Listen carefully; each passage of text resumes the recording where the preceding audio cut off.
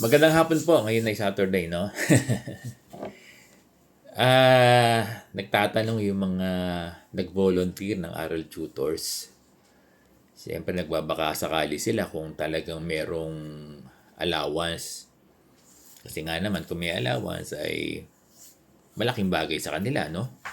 Lalo na yung mga wala lang sinasahod.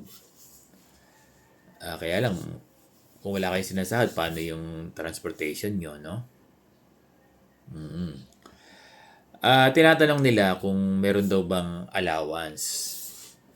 Alam niyo, wala eh. Walang malinaw.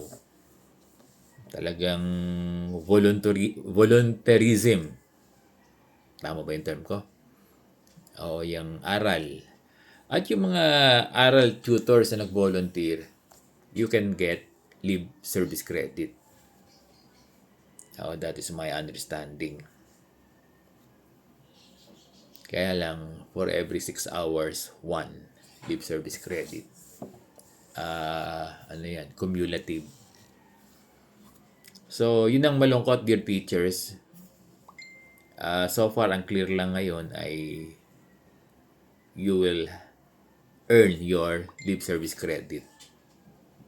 Pero yung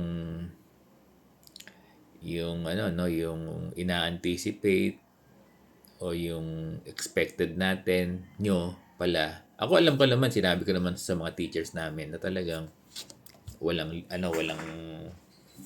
allowance kasi sinasabi na to beforehand no, na bago pa mag-conduct ng aral, talagang walang transportation allowance. Actually, wala ding meal allowance. So, talagang walang fund to eh. Itong mga aral volunteers natin.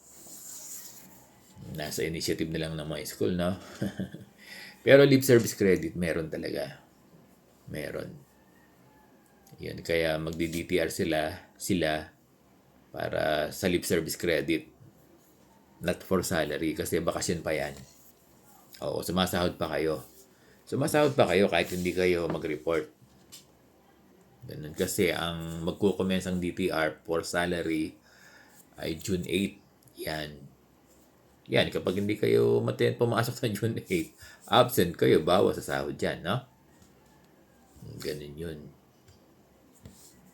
So, dear teachers, mga aral tutor, ako sa Caloocan High School, nagpapasalamat ako sa mga guro namin na nag-volunteer for aral. Ano na lang yan eh, sabi ko, advocacy na lang. Advocacy nyo na lang yan para sa bata. Diba? Yung kanta ni Sir Bong, sana na-inspire kayo ng kanta ni Sir Bong para sa guro ng bayan. Binabanggit natin yan na walang batang maiiwan sa paligid. Diba? Walang batang maiiwan. Advocacy na lang talaga. So, yung mga nag-aral tutors, as aral tutors, para ma-inspire kayo, pakinggan nyo na lang yung kanta ni Sir Bong. Parinig ko ba sa inyo uli? Para sa guro ng bayan. Para sa guro ng bayan. Yan. Para sa inyo to. Yung mga nag-aral tutors, advocacy na lang. Ma-inspire kayo ng kanta ni Sir Bong. Wala talagang pan.